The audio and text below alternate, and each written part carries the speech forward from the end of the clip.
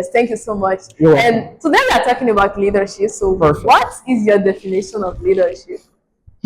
Well, leadership is, when I hear the word leadership, firstly, the other word coming to my mind is the word I stated primarily, which is vision, Okay. right? So, a leader or leadership, to answer your question, is, I would say in a few words, the ability of having a vision Yes. and leading people accordingly to reach the goals or the purposes Okay. primarily stated, right? So that's it. Leadership for me, briefly. Okay. So you have a vision, you lead people, and you meet your standards, you meet your vision. That's Okay. all. But when you have a vision, your vision is for you, and God Absolutely. gives it to you. Now you are the only one seeing. Like at the Absolutely. beginning, you were the only one seeing that big competition. Effectively. Now, how do you communicate that vision to people in order to build a team and make that happen? Absolutely. When you have a vision, what you have to do is communicate it. But you don't just have to communicate it to the wrong people.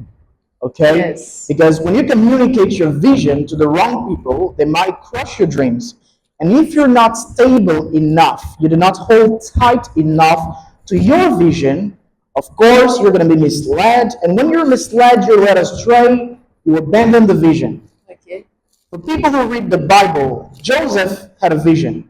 He told his vision to his brothers, but his brothers didn't just told him wrong about his vision, but they also threw him into a pit where he's been sold. So, I mean, if you communicate your vision to the wrong people, that's going to be eventually bad. So, you need to find some people who are likely to join you in the vision, firstly. So, you have people, you have relatives, you have friends, you have family, and you know how they react. And you can foretell in a way or another how these people are obviously going to react when you tell them about your vision. Okay. So you find these people around you. You communicate your vision to them. Okay. There are two options. They're going to say no or they're going to say yes. But it also depends on how you communicate the vision. So when you have a vision, you just have to show the people around you. For example, I had a team working with me, people working with me, from the videographers to the shooter, photographers to the graphic designer to the Yes. coaches, The whole team. the whole team. Yes. And that whole team heard me when I talked about a competition. Okay. The first thing they said for some people, that's for the second edition actually, not for the first edition. It was actually a test phase for the Yes, first for the edition first edition. to see how people will adhere to the idea, right?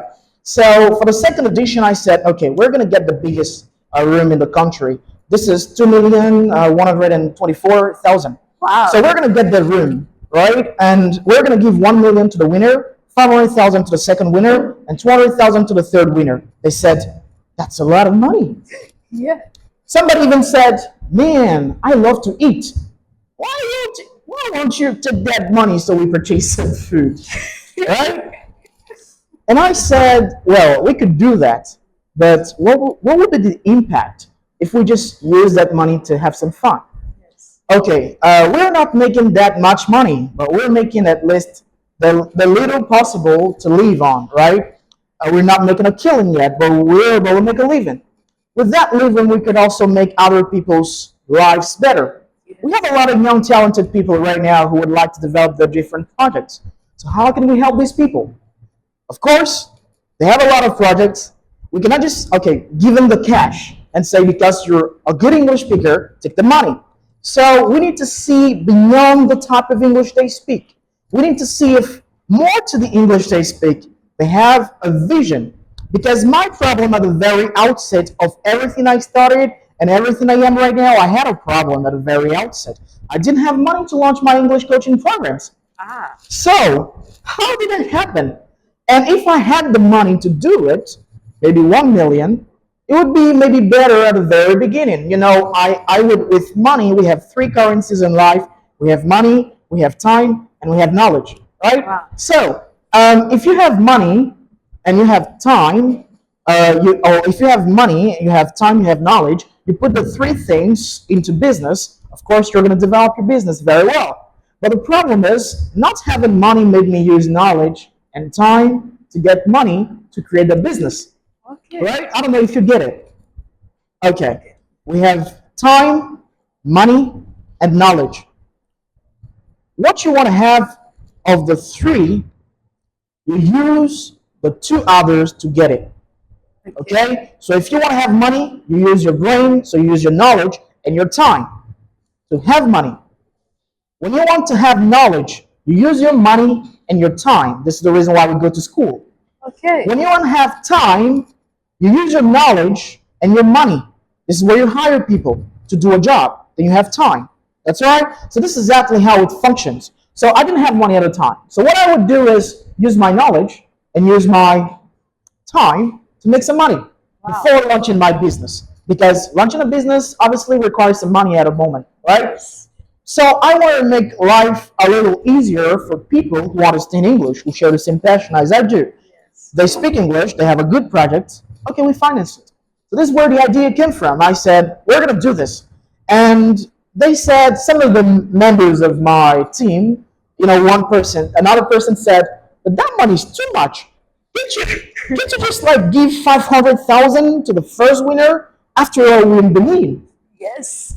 that money. Many people, and somebody even said like, Coach Cyrus, like, why would you spend more than I won't say the amount of money, not to it's not me. So why Yes. would you spend such amount of money on a competition when you don't even have a car yet? I said, no, I Very don't need. proud of it. Yes, I don't need a car right now. So what I'm just gonna do is very simple. Let's just use that money to have an impact. After all, what we're doing, we're investing in the kingdom in a way, we're investing in other people. And whenever these people are going to kneel down and thank God for the money they've earned from that competition, this is blessing over blessings over our institute, over the Yes. people who organize it, and over the whole team. So are you in or are you not in? This is what I believe. I'm going to do it actually with or without you. That's it. So how do you feel this? You want to do it? You want to do it with me? They're like, that's crazy, but yeah, that's crazy, but yeah. Okay, let's just do it. Okay. Okay. So I told them later on, if you really want to be into this, it means you need to be able to dedicate your time, right? Your sweat and your tears for this. Right. So are you really able to do it? They were like, okay, let's just delve in. We did it, and we're quite proud. We're quite proud. So that's it.